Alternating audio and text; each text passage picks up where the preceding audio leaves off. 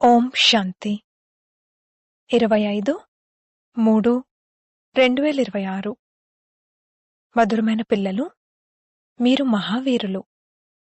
మీరు మాయా తుఫాన్లకు భయపడకూడదు. ఒక్క తండ్రిని తప్ప ఇంకెవ్వర్నీ పట్టించుకోకుండా పవిత్రంగా తప్పకుండా అవ్వాలి. ప్రశ్న: పిల్లల్లో ఏ ధైర్యం నిలిచి ఉన్నట్లయితే వారు చాలా ఉన్నతమైన పదవిని పొందగలరు? జవాబు: శ్రీమతంపై నడుస్తూ పవిత్రంగా అయ్యే ధైర్యం. ఎన్ని గొడవలు జరిగినా కాని, కష్టాలు సహించాల్సొచ్చినా కాని, పవిత్రంగా తయారయ్యేందుకు తండ్రి ఏదైతే శ్రేష్ఠ మతాన్ని ఇచ్చారో దానిపై నిరంతరం నడుస్తూ ఉన్నట్లయితే చాలా ఉన్నత పదవిని పొందగలరు. ఏ విషయంలోనూ భయపడకూడదు. ఏం జరిగినా కాని నథింగ్ న్యూ, కొత్తేమీ కాదు. పాట: భోళానాథుని కన్నా అతీతమైనవారు. ఓం శాంతి. ఇది భక్తి మార్గం వారి పాట. జ్ఞాన మార్గంలో పాటలు మొదలైన వాటి అవసరమేమీ లేదు. ఎందుకంటే తండ్రి నుండి మనకు అనంతమైన వారసత్వం లభించనున్నది అని అంటూ ఉంటారు. భక్తి మార్గం యొక్క ఆచారాలు పద్ధతులు ఏవైతే ఉన్నాయో అవి ఇందులోకి రాలేవు. పిల్లలు కవితలు మొదలైనవి కూడా ఇతరులకు వినిపించేందుకని తయారు చేస్తారు. వాటి అర్థాన్ని కూడా మీరు అర్థం చేయించినంత వరకు ఎవ్వరూ అర్థం చేసుకోలేరు. ఇప్పుడు పిల్లలైన మీకు తండ్రి లభించారు కావున సంతోషపు పాదరసం పైకెక్కాలి. తండ్రి 84 జన్మల చక్రం యొక్క జ్ఞానాన్ని కూడా వినిపించారు. మేమిప్పుడు స్వదర్శన్ చక్రధారులుగా అయ్యాము, తండ్రి నుండి విష్ణుపురి యొక్క వారసత్వాన్ని తీసుకుంటున్నాము అని సంతోషం ఉండాలి. నిశ్చయ బుద్ధి కలవారే విజయంతి. ఎవరికైతే నిశ్చయం ఉంటుందో వారు సత్యుగంలోకైతే తప్పకుండా వెళ్తారు. కావున పిల్లలకు సదా సంతోషం ఉండాలి. Follow father. నిరాకార శివబాబా వీరిలో ప్రవేశించినప్పటి నుండి పెద్ద గొడవలు జరిగాయని పిల్లలకు తెలుసు. పవిత్రత విషయంలో చాలా గొడవలు జరిగాయి. పిల్లలు పెద్దవారైతే త్వరగా వివాహం చేసుకోండి, వివాహం చేసుకోకపోతే ఎలా అవుతుంది అని అంటారు. మనుషులు గీతను చదువుతారు కాని దాని నుండి ఏమీ అర్థం చేసుకోరు. అందరికన్నా ఎక్కువగా బాబాకు అభ్యాసం ఉండేది. ఒక్కరోజు కూడా గీతను చదవడం మిస్ చేసేవారు కాదు. గీతా భగవానుడు శివుడని తెలిసిన తర్వాత నేను విశ్వానికి యజమానిగా అవుతానని నష కలిగింది. ఇది శివ భగవాన్ వాచ. ఆ తర్వాత పవిత్రత విషయంలో కూడా చాలా గొడవలు జరిగాయి. ఇందులో ధైర్యం కావాలి కదా. మీరే మహావీరులు, మహావీరునిలు. ఒక్కరిని తప్ప ఇంకెవ్వర్నీ లెక్క చేయాల్సిన అవసరం లేదు. పురుషుడు రచయిత. రచయిత స్వయంగా పావనంగా అయినప్పుడు రచనను కూడా పావనంగా చేస్తాడు. కేవలం ఈ విషయం గురించే చాలా మందితో గొడవలయ్యాయి. గొప్ప గొప్ప ఇళ్ల నుండి బయటకొచ్చేశారు. ఎవర్నీ లెక్క చేయలేదు. ఎవరి భాగ్యంలోనైతే లేదో వారెలా అర్థం చేసుకుంటారు? పవిత్రంగా ఉండాలనుకుంటే ఉండండి, లేకపోతే వెళ్ళి మీ ఏర్పాట్లు మీరు చేసుకోండి అని చెప్పండి. అంతటి ధైర్యం కావాలి కదా. బాబా ఎదురుగా ఎన్ని గొడవలు జరిగాయి. బాబాను ఎప్పుడైనా చింతించడం చూసారా? అమెరికా వరకు వార్తాపత్రికల్లో ప్రచురించారు. నథింగ్ న్యూ, కొత్తేమీ కాదు. ఇది కల్పకృతం వలె జరుగుతుంది. ఇందులో భయపడే విషయమేముంది? మనమైతే మన తండ్రి నుండి వారసత్వాన్ని తీసుకోవాలి. మన రచనను రక్షించాలి. ఈ సమయంలో మొత్తం రచనంతా పతితంగా ఉందని తండ్రికి తెలుసు. నేనే అందరినీ పావనంగా చేయాలి. ఓ పతిత పావన, ముక్తిదాత రండి అని అందరూ తండ్రినే పిలుస్తారు కనుక వారికే దయ కలుగుతుంది. వారు దయార్థ హృదయుడు కదా. తండ్రి అర్థం చేయిస్తున్నారు. పిల్లలు, ఏ విషయంలోనూ భయపడకండి. భయపడడం వలన అంతటి ఉన్నత పదవిని పొందలేరు. మాతలపైనే అత్యాచారాలు జరుగుతాయి. ద్రౌపది వస్త్రాపహరణ చేశారు అనేది దీనికే గుర్తు. తండ్రి 21 జన్మల కొరకు వివస్త్రగా అవ్వడం నుండి రక్షిస్తారు. ప్రపంచానికి ఈ విషయాలు తెలీవు. ఈ సృష్టి పాతదిగా, పతితంగా, తమోప్రధానంగా అవ్వాల్సిందే. ప్రతి వస్తువు కొత్తది నుండి మళ్లీ పాతదిగా తప్పకుండా అవ్వనున్నది. పాతింటిని వదిలిపెట్టాల్సే ఉంటుంది. కొత్త ప్రపంచం బంగారు యుగం, పాత ప్రపంచం ఇనుప యుగం. ప్రపంచం సదా కొత్తగా ఉండదు. ఇది సృష్టి చక్రమని పిల్లలైన మీకు తెలుసు. దేవీదేవతల రాజ్యం మళ్లీ స్థాపన అవుతుంది. నేను మళ్లీ మీకు గీతాజ్ఞానాన్ని వినిపిస్తాను అని తండ్రి కూడా అంటారు. ఇక్కడ రావణ రాజ్యంలో దుఃఖముంది. రామరాజ్యమని దేనినంటారు అనేది కూడా ఎవరూ అర్థం చేసుకోరు. తండ్రి అంటారు, నేను స్వర్గాన్ని అంటే రామరాజ్యాన్ని స్థాపన చేయడానికి వచ్చాను. పిల్లలైన మీరు అనేకసార్లు రాజ్యం తీసుకున్నారు, మళ్లీ పోగొట్టుకున్నారు. ఇది అందరి బుద్ధిలోనూ ఉంది. 21 జన్మలు మనం సత్యుగంలో ఉంటాము. దానిని 21 తరాలు అంటారు. అంటే వృద్ధావస్థకు చేరుకున్నప్పుడు శరీరాన్ని వదిలేస్తారు. అకాల మృత్యు ఎప్పుడూ జరగదు. ఇప్పుడు మీరు త్రికాలదర్శుల వలె అయ్యారు. శివబాబా ఎవరు అనేది మీకు తెలుసు. శివుని మందిరాలు కూడా ఎన్నో నిర్మించారు. మూర్తినైతే ఇంట్లో కూడా పెట్టుకోవచ్చు కదా. కాని భక్తి మార్గం కూడా డ్రామాలో నిశ్చితమై ఉంది. బుద్ధి ద్వారా అర్థం చేసుకోవాలి. శ్రీకృష్ణుని మూర్తిని లేదా శివుని మూర్తిని ఇంట్లో కూడా పెట్టుకోవచ్చు. విషయం ఒక్కటే కదా. మరి అంత దూరాల వరకు ఎందుకు వెళ్తారు? వారి వద్దకు వెళ్తే శ్రీకృష్ణపురి యొక్క వారసత్వం ఏమైనా లభిస్తుందా? జన్మజన్మలుగా మనం భక్తి చేస్తూ వచ్చామని ఇప్పుడు మీకు తెలుసు. రావణ రాజ్యం యొక్క ఆర్భాటం కూడా ఎంతగా ఉందో చూడండి. ఇది చివరి సమయంలోని ఆర్భాటము. రామరాజ్యమైతే సత్యుగంలో ఉండేది. అక్కడ ఈ విమానాలు మొదలైనవన్నీ ఉండేవి.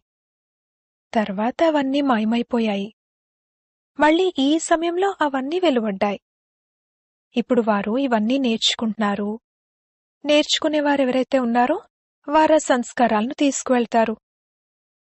అక్కడికి వెళ్లి మళ్లీ విమానాలు తయారు చేస్తారు.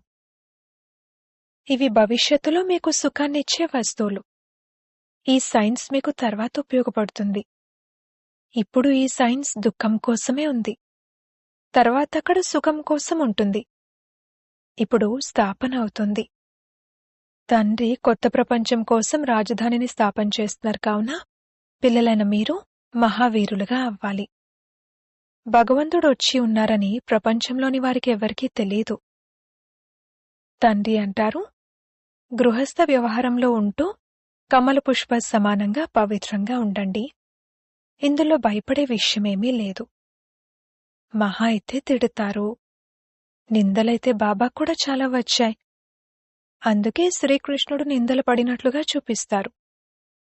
వాస్తవానికి శ్రీకృష్ణుడు నిందలు పడరు. నిందలు కలియుగంలోనే ఉంటాయి.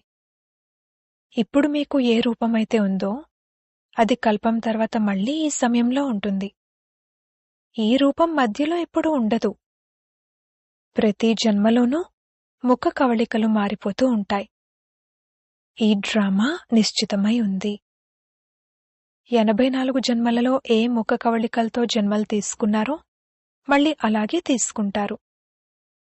బాబా యొక్క ఈ ముఖ కవళికలు మారి మరుసటి జన్మలో లక్ష్మీనారాయణల ముఖ కవళికలు ఏర్పడతాయని మీకిప్పుడు తెలుసు. మీ బుద్ధి తాళం ఇప్పుడు తెరుచుకుంది. ఇది కొత్త విషయం. బాబా కూడా కొత్తవారే, విషయాలు కూడా కొత్తవే. ఈ విషయాలు ఎవరికీ త్వరగా అర్థం కావు. భాగ్యంలో ఉంటే కొద్దిగా అర్థం చేసుకుంటారు. ఇకపోతే ఎవరైతే ఎన్ని తుఫాన్లొచ్చినా సరే కదలరో వారిని మహావీరులు అంటారు. ఇప్పుడింకా ఆ అవస్థ లేదు, కాని తప్పకుండా ఏర్పడనున్నది. మహావీరులు ఏ తుఫానులకు భయపడరు. ఆ అవస్థ చివర్లో ఏర్పడనున్నది. అందుకే అతీంద్రియ సుఖం గురించి గోపగోపికల్ని అడగండి అని అంటూ ఉంటారు. పిల్లలైన మిమ్మల్ని స్వర్గానికి యోగ్యులుగా చేయడానికి తండ్రి వచ్చారు. కల్పకృతం వలె నరకం యొక్క వినాశనం జరగాల్సిందే. సత్యుగంలోనైతే ఒకే ధర్మం ఉంటుంది. ఏకత, ఏకధర్మం ఉండాలని కోరుకుంటారు కూడా. రామరాజ్యం, రావణరాజ్యం వేర్వేరు అని కూడా ఎవరికీ తెలీదు. ఇప్పుడు తండ్రిపై పూర్తి నిశ్చయం ఉన్నట్లయితే మరి శ్రీమతంపై నడవాల్సి ఉంటుంది. ప్రతి ఒక్కరి నాడిని చూడడం జరుగుతుంది. దాని అనుసారంగా సలహా కూడా ఇవ్వడం జరుగుతుంది. బాబా కూడా వారి కుమారుడితో ఇలా అన్నారు, ఒకవేళ నీవు వివాహం చేసుకోవాలనుకుంటే వెళ్ళి చేసుకో. చాలామంది మిత్ర సంబంధికులు మొదలైన వారు కూర్చున్నారు. వాళ్ళు వివాహం చేయించేస్తారు. ఆ సమయంలో వివాహం చేయించేందుకు ఎవరో ముందుకొచ్చారు. ప్రతి ఒక్కరి నాడిని చూడడం జరుగుతుంది. బాబా, ఇది పరిస్థితి. మేం పవిత్రంగా ఉండాలనుకుంటున్నాము. మా సంబంధికులు మమ్మల్ని ఇంటి నుండి పంపించేస్తున్నారు. ఇప్పుడేం చేయాలి అని పిల్లలు అడుగుతారు. అరే, ఇది కూడా అడుగుతారా? పవిత్రంగా ఉండాలి. ఒకవేళ ఉండలేకపోతే వెళ్ళి వివాహం చేసుకోండి. అచ్చా, ఎవరిదైనా నిశ్చితార్థం జరిగిందనుకోండి, అవతల వారిని ఒప్పించాలి, పర్వాలేదు. ముడివేసే సమయంలో ఈ పతి నీకు గురువు అని చెప్తారు. అచ్చా, మీరామె చేత రాయించండి, నేను నీ గురువును, ఈశ్వరుణ్ణి అని నీవు నమ్ముతున్నావా? అయితే రాయు అని చెప్పండి. అచ్చా, ఇప్పుడు నేను నీకు ఆజ్ఞాపిస్తున్నాను, పవిత్రంగా ఉండాలి. ధైర్యం కావాలి కదా. గమ్యము చాలా ఉన్నతమైనది, ప్రాప్తి చాలా గొప్పది. ప్రాప్తి గురించి తెలియనప్పుడే కామం యొక్క అగ్ని అంటుకుంటుంది. తండ్రి అంటారు, ఇంత గొప్ప ప్రాప్తి కలుగుతున్నప్పుడు ఒక్క జన్మ పవిత్రంగా ఉంటే అదేమంత పెద్ద విషయము. నేను నీ పతిని, ఈశ్వరుణ్ణి, నా ఆజ్ఞపై పవిత్రంగా ఉండాల్సి ఉంటుంది అని చెప్పండి. బాబా యుక్తులు తెలియజేస్తున్నారు. భారత్లో ఈ నియమం ఉంది. స్త్రీకి చెప్తారు, నీ పతి ఈశ్వరుడు, అతని ఆజ్ఞపై నడుచుకోవాలి అని. పతి పాదాలను వత్తాలి, ఎందుకంటే లక్ష్మి కూడా నారాయణుడి పాదాలను వత్తారని భావిస్తారు కదా. ఆ అలవాటెక్కడి నుండి వెలువడింది? భక్తి మార్గపు చిత్రాల నుండి. సత్యుగంలోనైతే ఇటువంటి విషయాలుండవు.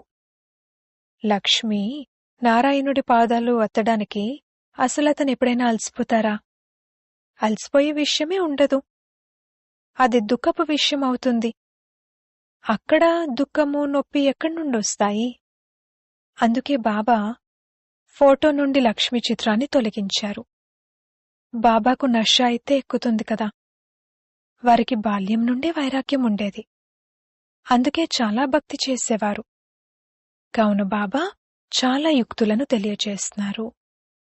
మనం ఒక్క తండ్రికి పిల్లలం కావున పరస్పరం సోదరీ సోదరులమయ్యామని మీకు తెలుసు.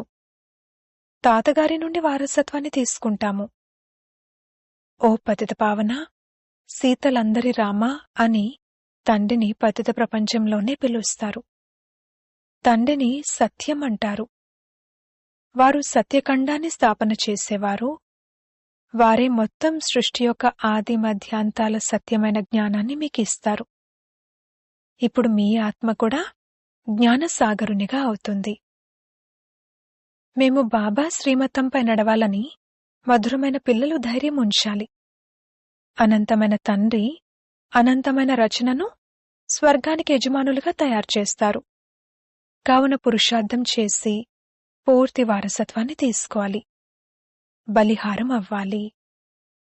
మీరు వారిని మీ వారసునిగా చేసుకుంటే వారు మీకు 21 జన్మల కొరకు వారసత్వాన్ని ఇస్తారు. తండ్రి పిల్లలపై బలిహారం అవుతారు. పిల్లలంటారు, బాబా, ఈ తనువు, మనసు, ధనము అన్నీ మీవే. మీరు తండ్రి కూడా, కొడుకు కూడా.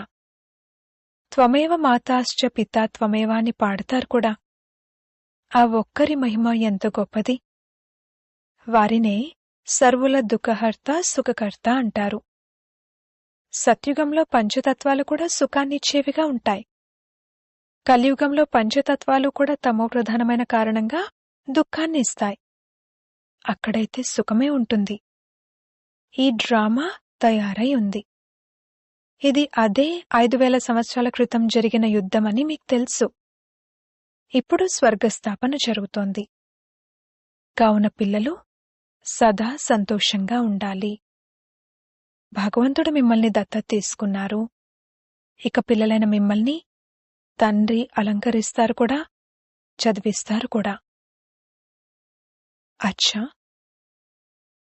మధురాతి మధురమైన సిక్కిల్లదే పిల్లలకు మాతా పితా బాప్దాదాల ప్రియ స్మృతులు మరియు గుడ్ మార్నింగ్.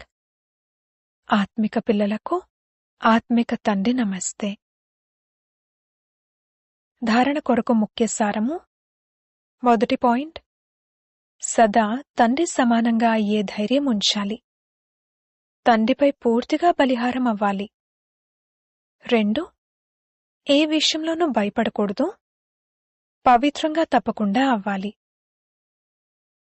వరదానము, సమస్యలను ఎక్కే కళకు సాధనంగా అనుభవం చేస్తూ సదా సంతుష్టంగా ఉండే శక్తిశాలి భవ. శక్తిశాలి ఆత్మలెవరైతే ఉంటారో వారు సమస్యలను ఎలా దాటేస్తారంటే, ఏదైనా మంచిగా నేరుగా ఉన్న దారిని సహజంగా దాటేసినట్లుగా దాటేస్తారు. సమస్యలు వారి కొరకు ఎక్కే కళకు సాధనంగా అవుతాయి. ప్రతి సమస్య తెలిసినట్లుగానే అనుభవం అవుతుంది. వారెప్పుడూ ఆశ్చర్యవంతులుగా అవ్వరు. సదా సంతుష్టంగా ఉంటారు. నోటి నుండెప్పుడూ కారణమన్న పదం వెలువడదు. అదే క్షణంలో కారణాన్ని నివారణలోకి మార్చేస్తారు. స్లోగన్, స్వస్థితిలో స్థితులై సర్వ పరిస్థితులను దాటేయటమే శ్రేష్టత. మాతేశ్వరి గారి అమూల్య మహావాక్యాలు. పరమార్థం ద్వారా వ్యవహారం స్వతహాగా నిరూపణవుతుంది. భగవాన్ వాచ ఏమిటంటే, మీరు నా ద్వారా పరమ అర్థాన్ని తెలుసుకున్నట్లయితే నా పరమ పదవిని ప్రాప్తి చేసుకుంటారు. అనగా పరమార్థాన్ని తెలుసుకున్నట్లయితే వ్యవహారం నిరూపణ అవుతుంది. చూడండి, దేవతల ముందు ప్రకృతి అయితే పాదదాసిగా అయి ఉంటుంది. ఈ పంచతత్వాలు సుఖస్వరూపంగా అయి మనసు కోరుకునే సేవ చేస్తాయి. ఈ సమయంలో చూడండి, మనసు కోరుకున్న సుఖం లభించని కారణంగా మనుషులకు దుఃఖం, అశాంతి కలుగుతూ ఉంటాయి. సత్యుగంలోనైతే ఈ ప్రకృతి మర్యాదపూర్వకంగా ఉంటుంది. చూడండి, దేవతల జడచిత్రాలకే ఎన్నో వజ్ర వైడూర్యాలు ధరింపజేస్తారు. మరి చైతన్యంలో ప్రత్యక్షమైతే ఆ సమయంలో ఇంకెన్ని వైభవాలుంటాయి. ఈ సమయంలో మనుషులు ఆకలితో చనిపోతూ ఉన్నారు, కానీ జడచిత్రాలపై కోట్లాది రూపాయలు ఖర్చు చేస్తూ ఉన్నారు. ఈ వ్యత్యాసం ఎందుకు? తప్పకుండా వారు అటువంటి శ్రేష్ఠ కర్మలేవో చేస్తుంటారు. అందుకే వారి స్మృతి చిహ్నాలు తయారయ్యాయి. వారి పూజ కూడా ఎంత గొప్పగా జరుగుతుంది. వారు నిర్వికారి ప్రవృత్తిలో ఉంటూ కూడా కమల పుష్ప సమానమైన అవస్థలో ఉండేవారు. కాని ఇప్పుడు వారు నిర్వికారి ప్రవృత్తికి బదులుగా వికారీ ప్రవృత్తిలోకి వెళ్ళిపోయారు. ఈ కారణం వలన అందరూ పరమార్థాన్ని మర్చిపోయి వ్యవహారం వైపు మనస్సు పెట్టారు. అందుకే రిజల్ట్ తారుమారైపోతూ ఉంది. ఇప్పుడు స్వయంగా పరమాత్మ వచ్చి మనల్ని వికారీ ప్రవృత్తి నుండి బయటకు తీసి నిర్వికారి ప్రవృత్తిని నేర్పిస్తున్నారు. దీనివలన మన జీవితం సదాకాలం కొరకు సుఖమయంగా అవుతుంది. అందుకే ముందు కావాల్సింది పరమార్థం, ఆ తర్వాత వ్యవహారం. పరమార్థంలో ఉండటం వలన వ్యవహారం దానికదే నిరూపణ అవుతుంది. ఓం శాంతి. అవ్యక్త సూచనలు. నిశ్చయం అనే పునాదిని దృఢంగా చేసుకుని సదా నిర్భయులుగా మరియు నిశ్చింతగా ఉండండి. ఏ విధంగా డాక్టర్ ముందుగా పేషెంట్కు నమ్మకం కలిగిస్తారు. ఈ డాక్టర్ చాలా మంచివారు, వీరి ద్వారా ఉపశమనం లభిస్తుంది అన్న నమ్మకం కలుగుతుంది. ఒకవేళ డాక్టర్ ఎంత మంచి మెడిసిన్ ఇచ్చినా వారిపై నమ్మకం లేకపోతే ఆ మెడిసిన్ యొక్క ప్రభావం ఉండదు. అలాగే ఆత్మిక డాక్టర్గా అయ్యే విషయంలో కూడా ఎటువంటి శక్తిశాలి స్టేజ్ ఉండాలి అంటే ఇక్కడికి చేరుకున్నామంటే తప్పకుండా ఏదో ఒక ప్రాప్తి లభిస్తుంది అని అందరికీ నమ్మకం కలగాలి. ఓం శాంతి.